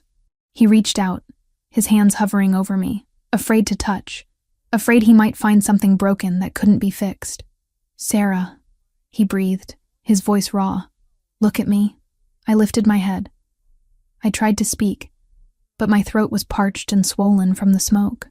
All I could manage was a ragged exhale. "I'm here," I whispered. He pulled me into him. It wasn't a gentle embrace. It was a collision. He buried his face in my neck, his arms wrapping around me so tightly it almost hurt. I could feel his heart hammering against my chest, a frantic rhythm that matched my own. He smelled of gunpowder and rain, a scent that would forever define safety in my mind. I thought I was too late. He murmured into my hair. "When I saw the gate, when I saw the fire." "Leo," I gasped, pulling back slightly to look him in the eyes. "The vault, the kitchen." Matteo nodded, his expression hardening again. "Marco, secure the perimeter. Get the medical team in here." "Now!" He scooped me up into his arms. I cried out as my ankle shifted, but he held me firm, carrying me toward the kitchen, as if I weighed nothing. We moved through the smoke-filled corridor, past the bodies of the men I had blinded and fought. Matteo looked at the carnage, the knife on the floor, the scorch marks from the garage vent, and his jaw tightened. He saw the story of my survival written in the blood and ash. The kitchen was dark, lit only by the flashlights of Marco's men who had already cleared the room. The men who had been sent to drill the vault lay dead near the island, neutralized by the team that had flanked them from the garden entrance. The wine rack wall stood closed, intact. Matteo set me down on one of the few remaining stools, keeping a steadying hand on my back. He walked to the keypad. His fingers were steady now as he punched in the code. The hydraulics hissed. The heavy wooden wall slid back. For a second, there was only darkness inside the steel vault. Then, a small, trembling voice. "Dad?" Matteo dropped to his knees at the entrance. "Leo, it's me. It's over." Leo ran out of the darkness, Barnaby close at his heels. The boy launched himself into his father's arms, sobbing. Matteo caught him, burying his face in the boy's small shoulder, closing his eyes. It was a tableau of relief so profound it felt like an intrusion to watch. Barnaby barked, running circles around them, his tail wagging furiously. Leo pulled back, wiping his eyes with dirty hands. "Sarah hit us. She played the quiet game. She went outside to trick the bad men." Matteo looked up at me over his son's head. His eyes were dark pools of emotion, gratitude, awe, and a fierce, burning possessiveness. "She did," Matteo said softly. "Sarah was the shield. Is she okay?" Leo asked, looking at me with fear. "She's bleeding." "I'm fine, Leo," I lied, forcing a smile. "Just a few scratches. The bad men are gone." Marco approached, holding a plastic evidence bag. Inside was a smartphone with a cracked screen. "Boss, we found this on the leader, the one in the suit. It's unlocked." Matteo stood up, keeping one hand on Leo's shoulder. He took the bag. His face shifted from father to executioner in the span of a heartbeat. He scrolled through the messages, his eyes narrowing. I watched him read. I saw the exact moment the realization hit. It wasn't confusion. It was confirmation. His posture straightened, a cold lethality settling over him like a shroud. "What is it?" I asked, though I suspected I knew. Matteo turned the screen toward me. It was a text thread. The contact name was saved simply as The Source. But the profile picture, small and pixelated, was unmistakable. It was a selfie of Vanessa, smiling in front of a mirror, wearing the diamond necklace Matteo had given her for their engagement. Below the photo were the architectural blueprints of the house, the shift schedules, the override codes for the perimeter sensors, and a final message sent 3 hours ago. He chose the Maid. Make him suffer. Leave nothing standing. The betrayal was absolute. She hadn't just sold information. She had ordered a massacre. She had signed the death warrant for a 6-year-old boy because his father had bruised her ego. She gave them everything, Matteo said, his voice terrifyingly calm. She sold my son to the cartel.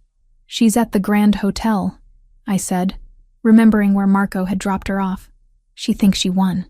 Matteo handed the phone back to Marco. Take Leo and Sarah to the medical wing. Do not leave their side. If a fly buzzes too close to them, kill it. Where are you going? I asked, reaching for his hand. He squeezed my fingers, his touch gentle but brief. To make a phone call. He walked out of the kitchen, stepping over the debris of the battle. He didn't go to the car. He went to his private study, the one room in the house that had remained untouched by the violence. I was taken to the medical room, a sterile suite on the ground floor equipped for exactly this kind of lifestyle. The doctor, who had arrived with the second wave of security, set to work on my ankle.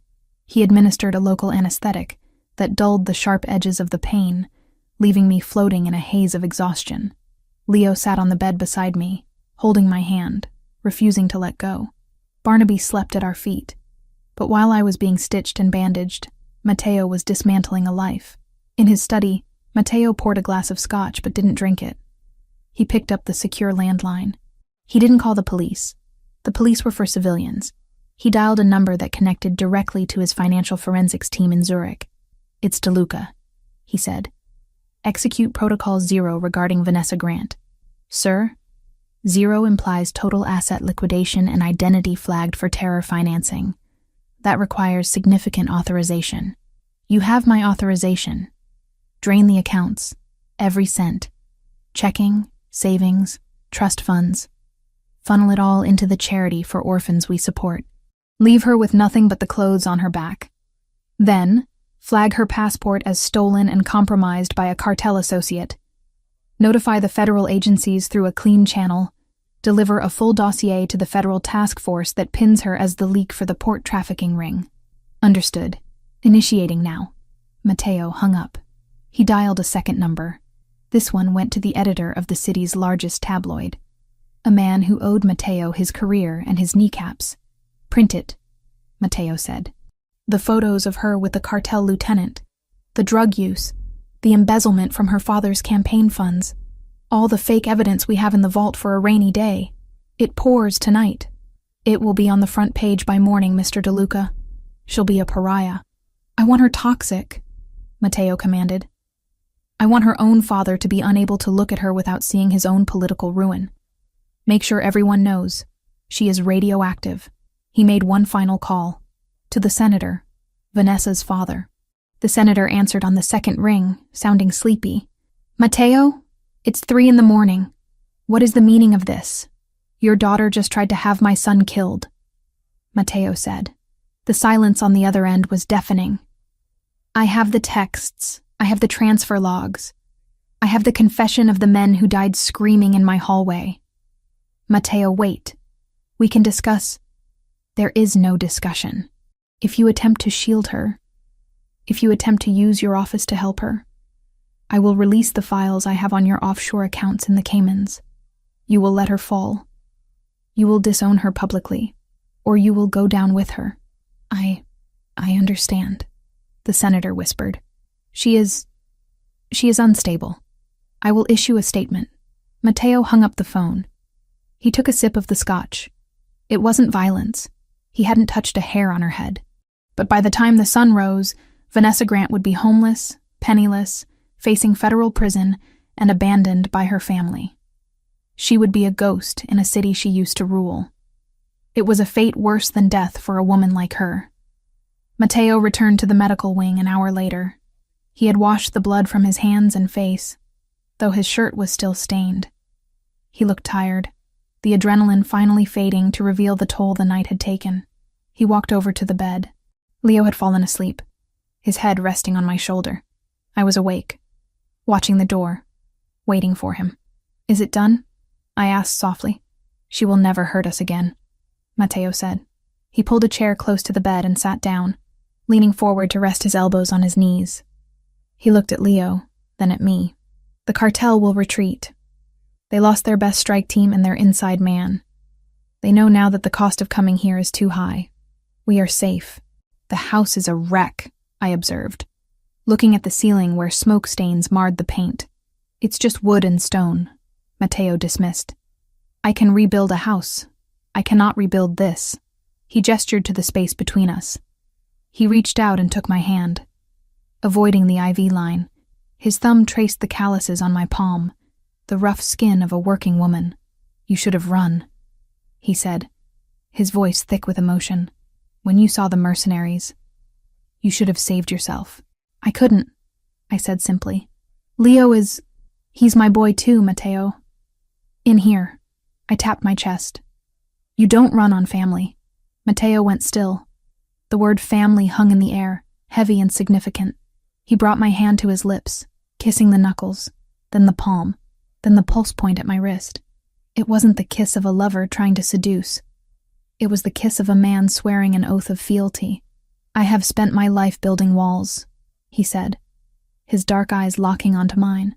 "I thought power was keeping people out. I was wrong. Power is having someone worth letting in." He leaned in closer, his face inches from mine. I could feel the heat radiating from him. The intense predatory focus of the Mafia Don was still there, but it was tempered now by something else. Gratitude and desire. "You are not staff, Sarah," he whispered, his lips brushing against my forehead. "Not anymore. You are under my protection.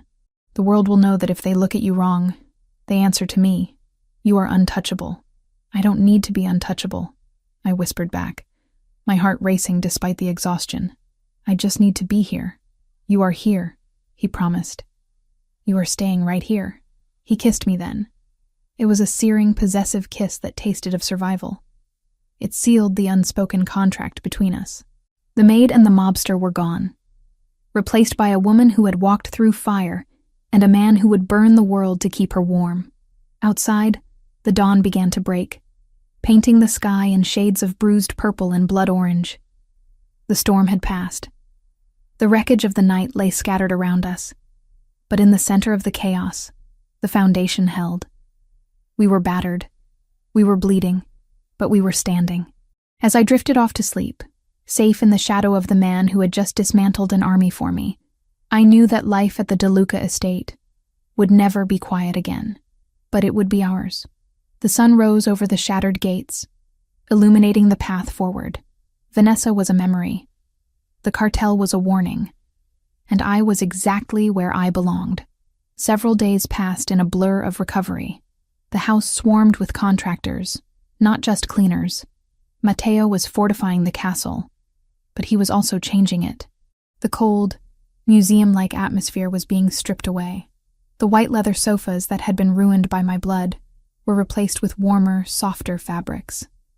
The sharp edges were being softened. I insisted on getting up as soon as the doctor allowed me to hobble on crutches. I found Matteo in the garden, overseeing the repair of the perimeter wall. He wasn't wearing a suit. He was wearing jeans and a black t-shirt, looking less like a CEO and more like the man who had pulled me from the mud. He saw me and immediately walked over, offering his arm for support. "You should be resting," he chided, though his eyes were warm. "I was going crazy in that room," I admitted. "Besides, someone needs to make sure the roses aren't trampled by the construction crew." Matteo chuckled. "The roses are safe, and so is the boy. He's inside teaching Marco how to play a video game. I believe Marco is losing badly." We walked slowly along the stone path. The air was crisp, smelling of wet earth and blooming jasmine. "I have news," Matteo said, stopping near the fountain. "Regarding our former problem. Vanessa? She was arrested this morning at the airport. She tried to board a flight to Dubai using a fake passport. The authorities were waiting.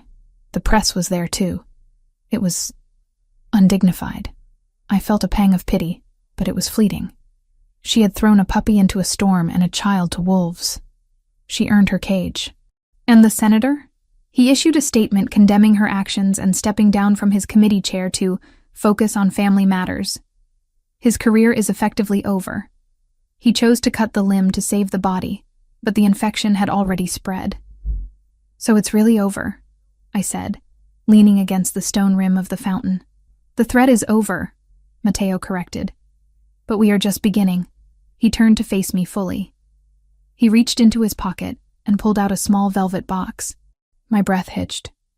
Don't panic, he said, a smirk playing on his lips. It's not a ring, not yet. I know you like to do things in the proper order. He opened the box. Inside was a delicate gold chain with a small pendant. A shield with a lion engraved on it. The DeLuca crest. This belonged to my mother, he said, fastening it around my neck. The metal was cool against my skin. She wore it every day. She said it reminded her that her job wasn't to obey my father, but to protect the heart of the family. You protected the heart of this family, Sarah. You saved Leo. You saved me. I touched the pendant, tears pricking my eyes. Matteo, Wear it, he commanded softly. It tells everyone who sees it that you are under my banner. It tells them that you are the lady of the house in everything but name. And when you are ready, we will fix the name too. I looked at him, at the raw honesty in his face. I had come here looking for a paycheck to save my mother. I had found a war, a child who needed a mother, and a man who needed a soul. I'm not going anywhere, I said. Good, Matteo replied, pulling me close for a kiss that made my toes curl in the grass. Because I fired the agency. You don't work for them anymore. You belong to me. Is that a threat, Mr. DeLuca? I teased, breathless. It's a promise, Sarah. He growled playfully. Now, let's go inside. Leo wants pancakes, and I have no idea how to turn on the stove without summoning the fire department again. We walked back toward the house, the sun shining on the broken windows and the scarred walls. It wasn't perfect. It was messy and dangerous and complicated. But as I listened to Leo's laughter drifting from the open door, I knew it was the most beautiful thing I had ever heard. The bruises on my arms had faded from angry purple to a dull, sickly yellow, a physical testament to how time was supposed to heal all wounds. But the architecture of the DeLuca mansion was healing faster than I was. Within 2 weeks of the assault, the shattered oak doors had been replaced with reinforced steel disguised as mahogany. The drywall in the foyer, pockmarked by stray bullets, had been smoothed over and repainted a shade of cream that looked too innocent for the violence it covered. The house was forgetting. The stone and mortar were moving on. I, however, was not. I stood by the window in the newly renovated library, watching the perimeter guards patrol the grounds. There were more of them now. They moved in pairs, carrying rifles that were no longer concealed. Matteo had turned his home into a fortress, a sovereign state where his word was law and his borders were absolute. And every time I looked at those men, every time I saw the new infrared cameras blinking in the corners of the ceiling, I felt a crushing weight of guilt settle in my chest. They were here because of me. The logic was cold and inescapable. The cartel had targeted the house because they knew Matteo had a weakness. Vanessa had sold that weakness, yes, but the weakness existed regardless of her betrayal. I was the civilian in a war zone. I was the soft underbelly of the beast. During the attack, the broker had used me to get to Leo. Next time, and in this world, there was always a next time. They wouldn't hesitate. They would use me again. They would put a gun to my head to make Matteo surrender, or worse, to make him choose. I touched the gold pendant Matteo had given me in the garden. The lion crest. It felt heavy against my collarbone. A beautiful shackle. He had called me a shield. But looking at my reflection in the dark glass of the window, I didn't see a shield. I saw a liability. I saw a target painted on the back of the man I loved and the child I adored. I loved them enough to die for them. That had been proven in the garage. But the harder question, the one that had kept me awake for 3 nights straight, was whether I loved them enough to leave them. To stay was selfish.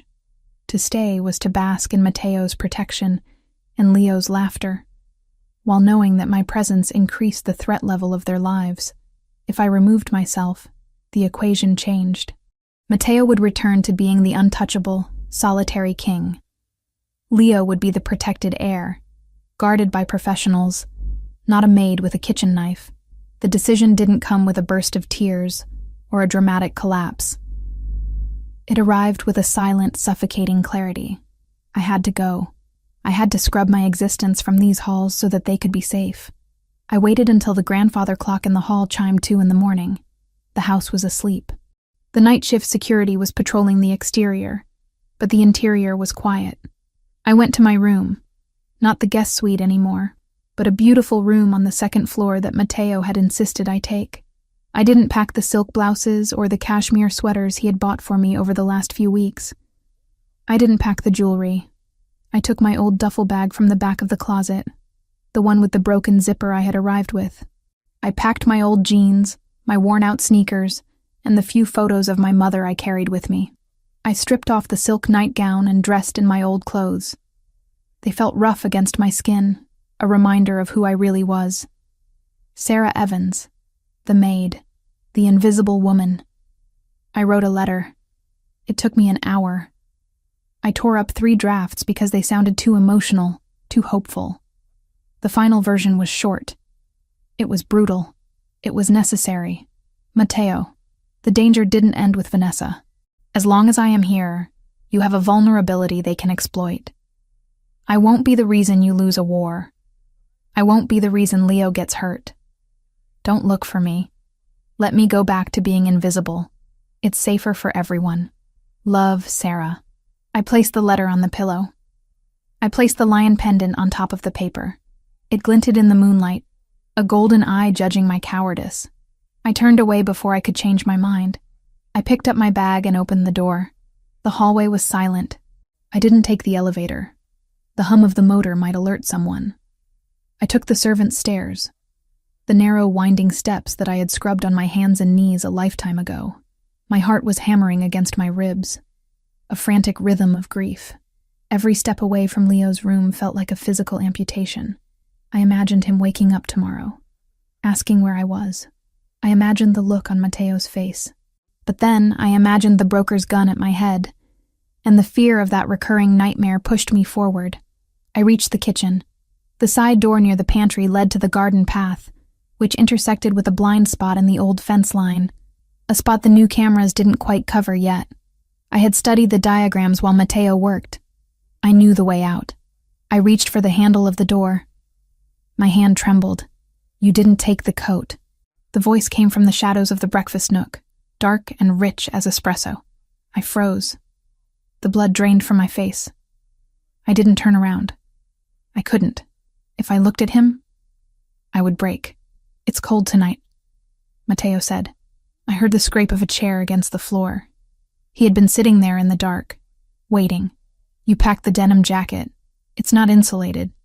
You'll freeze before you reach the main road. I'll be fine, I whispered, my hand still gripping the door handle. Please, Matteo, don't. Don't what? His footsteps approached. They were slow, deliberate. Don't stop you from making the biggest mistake of your life. Don't stop you from abandoning my son. That stung. I spun around, anger flaring bright and hot to mask the pain. I am saving your son. Do you think this is easy? Do you think I want to leave? Matteo stood in the moonlight, filtering through the high windows. He was wearing lounge pants and a dark t-shirt, his hair tousled from sleep he obviously hadn't been getting. He looked tired, but his eyes were alert, burning with that terrifying intelligence that missed nothing. If you are leaving, then you are not saving him, Matteo said calmly. You are breaking him. He just got you back. If you vanish in the night like a thief, he will blame himself. He will think he wasn't good enough to make you stay. He's safer without me, I hissed, keeping my voice low so it wouldn't carry upstairs. Look at what happened, Matteo. The broker used me. They almost killed you because they knew you would come for me. I am a weakness. I am a choke point in your armor. As long as I am here, you are compromised. Matteo stopped a few feet away from me. He crossed his arms over his chest, studying me as if I were a complex tactical problem he had already solved. You think you are the weakness? He asked softly. I know I am. I'm not trained. I'm not one of your soldiers. I'm just… Sarah. You are the woman who blinded a mercenary with a fire extinguisher, Matteo countered. You are the woman who ignited a fuel tank to signal my approach. You are the woman who realized the threat before my highly paid security team did and put my son in a vault. You are not a weakness, Sarah. You are the only person in this house who acted with pure instinct. It was luck, I argued, tears stinging my eyes. Next time I won't be lucky. Next time they'll grab me at the grocery store. They'll use me to make you surrender. I can't live with that dread, Matteo. I can't live waiting for the day I get you killed. Matteo closed the distance between us. He reached out and gently pried my hand off the door handle. His skin was warm, his grip unyielding. Do you think I am a man who leaves things to chance? He asked. Do you think I haven't run the calculations? The calculations say I'm a liability. The calculations say that without you, this house becomes a mausoleum again, Matteo said, his voice dropping to a rough whisper. Without you, Leo retreats into silence. Without you, I become the monster everyone fears. With nothing to tether me to humanity. A king without a heart is just a tyrant, Sarah. And tyrants always fall. He took my duffel bag from my shoulder and dropped it to the floor. The sound echoed in the quiet kitchen. You say you are a target, he continued, stepping closer until I had to look up to meet his gaze. You are right. You are. Because you are mine, and anything that is mine is a target. That is the life. But you are looking at it wrong. You think you need to leave to remove the target. I say we fortify the target until the world breaks its hand trying to hit it. I don't want to be fortified, I sobbed, the fight finally draining out of me. I just want us to be normal. We will never be normal, Matteo said, framing my face with his hands. We are not built for normal. We are built for survival. You said it yourself in the hospital. You don't run on family. Well, neither do I. You are trying to resign from a position that is for life, Sarah. He reached into his pocket. I expected him to pull out the pendant I had left on the bed, to give it back to me. Instead, he pulled out a ring. It wasn't a modern diamond, cold and sharp like the one he had given Vanessa. This was antique, a band of heavy dark gold set with a deep red ruby that looked like a drop of blood or a burning ember. It felt ancient. It felt permanent. This was my grandmother's, he said quietly. She was the wife of a don in Sicily during the war. She wasn't a soldier either. She was a schoolteacher. But when the enemies came, she stood. She didn't leave. She became the spine of the family. She taught me that the sword is useless without the hand that guides it. I am the sword, Sarah. You are the hand. You are the conscience. You are the reason we fight. I looked at the ring, blurring through my tears. Matteo, I am not offering you a job, he said, his voice fierce. I am not offering you a salary. I am offering you a partnership, a new contract, one that cannot be broken by fear or threats or insecurity. I am asking you to stand beside me, not behind me. I am asking you to be the mother my son chose, and the wife I need. He took my left hand. His eyes locked onto mine, daring me to pull away. You saved my son twice, he whispered. One from loneliness, once from death. You don't get to walk away from that. You are the foundation. If you leave, the house falls. Do you understand? The logic of his love was overwhelming. It wasn't about safety in the absence of danger. It was about safety in the presence of trust. He wasn't asking me to be a victim. He was asking me to be a queen. I'm scared, I admitted, my voice trembling. Good, Matteo said, sliding the ring onto my finger. It fit perfectly, the weight of it settling against my skin like it had always belonged there. Fear keeps us sharp. We will be scared together, but we will never be apart. He kissed me then, not with the desperation of the hospital, but with a slow, deliberate claim. It was a seal on a document, a vow written in breath and touch. I wrapped my arms around his neck, burying my face in his shoulder, letting the duffel bag on the floor be forgotten. Okay, I whispered into the darkness. I'll stay. You never left. Matteo replied, lifting me up. Now let's go upstairs. Leo wakes up early, and if he finds you gone, I will never hear the end of it. The fear didn't vanish instantly, but as we walked back through the silent house, the shadows seemed less menacing. They weren't hiding monsters anymore. They were just shadows, and I wasn't walking alone. 2 years later, the winter air was crisp and smelled of pine needles and roasting chestnuts. Snow had been falling since morning, blanketing the estate in a layer of pristine white that glittered under the floodlights. But inside the DeLuca mansion, there was no cold. There was only light. The grand hall, once the site of a brutal firefight, was now transformed into a wonderland of gold and burgundy. A 20-foot fir tree stood in the center of the foyer, its branches groaning under the weight of crystal ornaments and heirloom decorations. The scent of cinnamon and expensive perfume mingled in the air as a string quartet played a soft, elegant rendition of Silent Night in the corner. It was the annual DeLuca Christmas Gala, an event that the city's elite clamored to attend. Politicians, business tycoons, and old family allies filled the room, holding champagne flutes and speaking in hushed, respectful tones. But the atmosphere wasn't stiff or fearful as it had been in the years before. There was a genuine warmth now, a vibrancy that radiated from the very walls. I stood at the top of the grand staircase, smoothing the fabric of my dress. It was a deep burgundy velvet, rich and soft, that flowed over my curves and pooled around my feet. It was a far cry from the lilac uniform I had worn when I first walked up these stairs. I touched the ruby ring on my finger, then moved my hand to rest on the swell of my stomach. 8 months. The doctor said it was a girl. Nervous? I turned to see Leo standing beside me. He was 8 years old now, taller, his shoulders broadening. He wore a miniature version of his father's tuxedo, complete with a bow tie that was slightly crooked. A little, I admitted, fixing his tie with practiced hands. There are a lot of people down there. They're just people, Mom, Leo said, rolling his eyes with the confidence of a boy who knew exactly where he stood in the world. Besides, Dad is down there, and Barnaby. I looked down. Barnaby, now a massive, majestic golden retriever with a coat like spun gold, was weaving through the legs of the guests, charming senators and heiresses alike. He was the unofficial mascot of the DeLuca family, and no one dared to complain about dog hair on their tuxedos. You're right, I smiled, kissing Leo's forehead. Ready? Ready. We began to descend the stairs. The conversation in the hall didn't stop all at once, but it rippled into silence as heads turned. I saw the faces of the city's powerful looking up.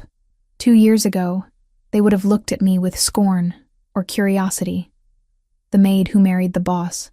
Now there was only respect. They saw the way I carried myself.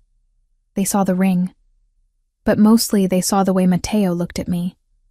Mateo was standing at the bottom of the stairs talking to a judge. He stopped mid-sentence as he saw us.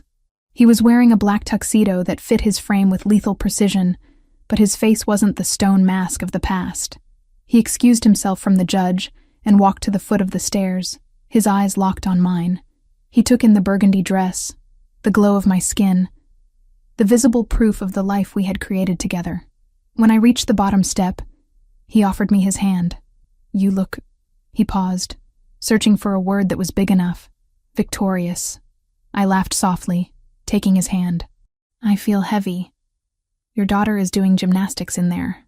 Mateo placed his large, warm hand over mine on my stomach. She has spirit, like her mother. Leo tugged at Mateo's other sleeve. Dad, can I go give Barnaby a pig in a blanket? He looks hungry. Mateo looked down at his son, the boy who used to hide in closets, who used to be terrified of his own shadow. Now, Leo was engaging, happy, and secure. 1, Mateo negotiated. And don't let Vanessa's father see you. He's trying to lobby for a donation, and he's allergic to dogs. Awesome, Leo grinned, sprinting off into the crowd. Mateo wrapped his arm around my waist, pulling me close to his side. The heat of him was a constant anchor. We looked out at the party, at the life we had built from the ashes of that terrible night. Do you remember? Mateo asked quietly, his lips brushing my ear. The contract? The one where I promised to be the shield? I asked. No, he corrected. The one where I promised you family. He gestured to the room. to Leo laughing with a group of other children near the tree, to Barnaby stealing a canapé from a waiter's tray, to the swell of my belly where our daughter waited to join the world. I have made many deals in my life, Sarah, Matteo said, his voice deep with emotion.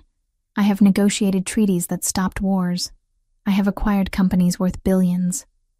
But that night in the kitchen, when you agreed to stay, that was the greatest victory of my life. I looked up at him, tracing the line of his jaw with my eyes. The monster was still there, buried deep, ready to rise if anyone threatened us. But for me, he was just the man who had walked through the rain. You didn't just give me a family, Matteo, I whispered. You gave me a purpose. We gave it to each other, he said. The music swelled, a waltz beginning to play. Dance with me, Mrs. DeLuca, he commanded softly. I'm waddling more than dancing these days, I warned. Then I will hold you up, he promised. I will always hold you up. He swept me onto the floor. As we moved under the glittering chandelier, surrounded by the power and the wealth of the city, I realized that none of it mattered. The marble, the gold, the reputation, it was all just scenery. The real story wasn't about a mafia boss and a maid. It was about a man who had forgotten how to love, and a woman who had forgotten she was worth loving. Finding each other in the wreckage of a storm, Matteo spun me gently, and for a moment, the room blurred. I saw the reflection in the window, a family, whole and unbreakable. The deal was sealed, the debt was paid, and as the snow fell softly outside, covering the scars of the past, I knew that this was finally enough.